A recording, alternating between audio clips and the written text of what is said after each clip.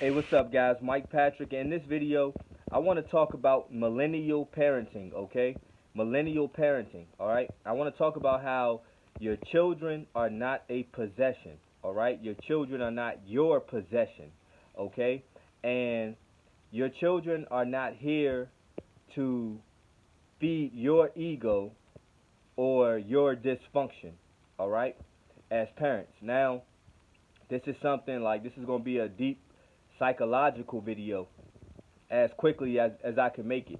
All right, guys, and this video is going to be talking about. So, like I was saying, your kids are not your possession. All right, guys. So, the thing is, guys, kids, our children, we are ourselves. People have always been their own individual entities. Okay, their own people who are here to, yes, you are put into their lives. You have been chosen as their parent to somewhat to definitely guide them. I ain't gonna say somewhat, but not control them. It's a difference, okay? You're here to protect them and provide for them on many different levels, okay? There's many different facets to that. All right, guys. And the thing is, and so you're supposed to be trying to bring them up along to be the best person that they are supposed to be for whatever their soul or their spirit is here for. Okay. Um, with that said, guys, you have to also have so much more patience for your children, your little children. All right, guys, because we've grown up, all right, in circumstances, a lot of us, where we there wasn't much patience, right? How many of you guys are, who think it's good to beat your kids or hit your kids and stuff like that? Um, that's all due to a lack of patience. A lot of people will try to say it's for the child's good, like, what I mean, teaching, and that's why it's so much unnecessary violence. Because when you teach kids violence, and you teach them that the way to resolve all issues is violence, then that's what they're going to grow up to do and grow up to be like, okay? A violent person. All right, guys? And so the thing is, you have to make sure that you are explaining to your children why you are disciplining them the way you're disciplining them. And really, it shouldn't even call for physical confrontation or violence, okay? Especially no little kid. You know what I mean? A little kid, your 4-year-old, 5-year-old, 6, 7. Some people beat they little, get a little kids whippings and stuff like that. And what do you think that's really teaching, or how effective you think that's actually being for a 4-year-old or a 5-year-old?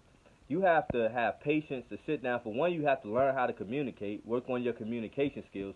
Some people don't do it because they don't have any communication skills in the first place, so they don't even know how to do these things. And two, they're so overconsumed with themselves and not looking at their children for what they are, but more so looking at a possession that belongs to them, that's supposed to do what they want them to do, how they want them to do it, when they want them to do it. And then therefore, if they don't, that is supposed to be grounds for physical punishment, right? See how dysfunctional that sounds once somebody actually says it and you think about it. You know what I mean? But these are things that are considered normal to a lot of people, and so then therefore, you don't necessarily think there's anything wrong with it, or don't care, or don't think about it. It's just so normal. It's so typical, right? But you have to sit down and explain to your children, talk with your children, okay? Talk them through whatever you think that they're doing that they shouldn't be doing, or that you don't want them to do, okay? That's how you help small children gain better communication skills for when they get older, and better relationship skills as well, on how to deal with other people. You know what I mean? Everything doesn't have to be an argument. Everything doesn't have to result in violence, okay? And so you're teaching and instilling that as well, okay? And for two, it's not about your ego, okay? It's not about your ego and trying to make, because I think a lot of people, what they do, let's face it, but a lot of people that they get so beat up in the world that they want to feel important or feel powerful or in control of what they think they can feel powerful and in control of, right? So let's say if you go out to work and you're getting beat up constantly, you know what I mean, maybe mentally, emotionally, not necessarily physically, right? And what you want to do sometimes is maybe come home to your children and overexert your authority to feel more important and things like that, right? Well, that's stuff we can't do. That's dysfunction. But those are things that it might fly by people. It just may be something they're doing, you know, being more automated and not really sitting back and taking time and having self-reflection to point these things out and then begin to work on them. Then even if these things are pointed out, then you have to have the mind to actually want to work on it. Then you got to give a darn, right? You got to care to want to work on it. You got to see the dysfunction in it and say, okay, can we do better than this? Okay? And I think that's pretty good. Let me see if there's anything else to elaborate on. But I made the point of your children is not some possession. And what happens is that's what happens when a lot of times if you have children unprepared and things like that, some people find their children to be a burden and things like that. And so therefore it becomes something that they're trying to tolerate. See how I said something like it's a possession that they're trying to tolerate, that they have to maintain and pertain to. And so there are a lot of people who is frustrated with parenting as well because they really weren't prepared to be parents. And it ain't just about physical, tangible ways of being prepared as a parent. So not just meaning because you don't think you got enough money to take care.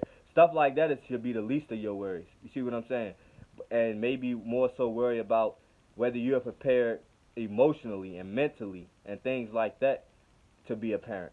Okay, am I ready to deal with raising another individual and being responsible for the development of someone else's mind, body, spirit, soul, okay, and things like that. And with that said, because a lot of us in the past have been what? We've been spirit killers to our children, right?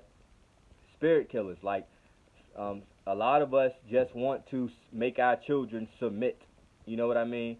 You might not have no logic, no ration as to why you want them to think a certain way or why you want them to do something. And a lot of times that's just your ego you just want to try to assert yourself over somebody, okay, that you may feel threatened, especially if you got a kid. Everybody got a kid. If you got a big enough family or something like that, everybody got somebody in the family who has more of a rebellious spirit. And when I say spirit, and when I say that, or individual spirit, now I don't even want to use the word rebellious, but rebellion just means going against or just going in a different direction of what seems to be normal. Okay, so but you have that, and so a lot of times people, what they want to do, especially if you have narcissistic people or narcissistic parents, and a lot of parents are narcissistic. You know what I'm saying? And I'm not saying that I haven't fell short of some of these things. That's the whole point of doing these type of videos. Once I acknowledge something, a lot of times it may very well pertain to me too. That's what makes it authentic, and I feel like makes it hit home. It's because I'm working on myself as I help other people work on their self. You see what I'm saying?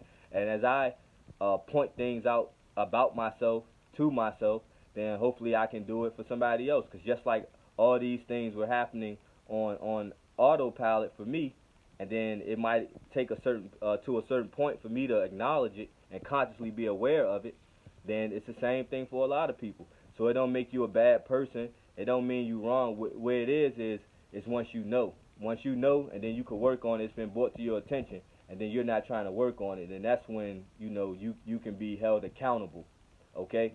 But yeah, like so what was I saying? So I think I said it all, yo. I think that's good. That's something to think about, guys. Get going with that and get thinking about that. Like, you know what I mean?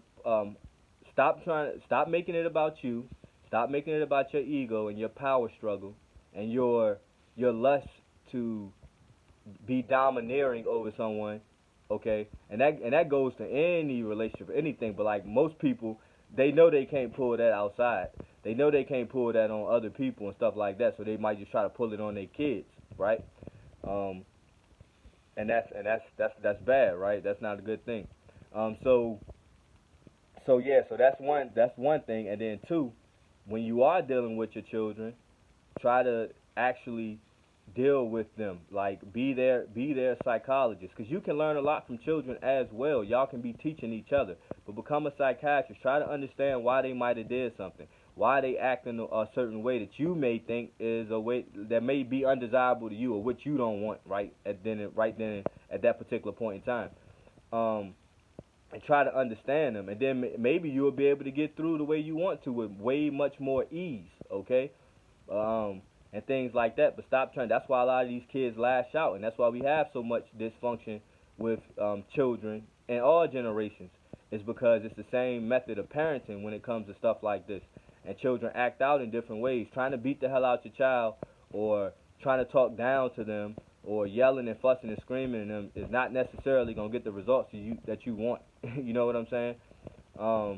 So learn more effective ways to communicate, but then that's when you got to work on yourself, and that's what happened in the past. I think this millennial generation probably does a lot better with it, and going forward it will be a lot better because we're more able to work on communication skills and a lot more woke or conscious than some of the other generations.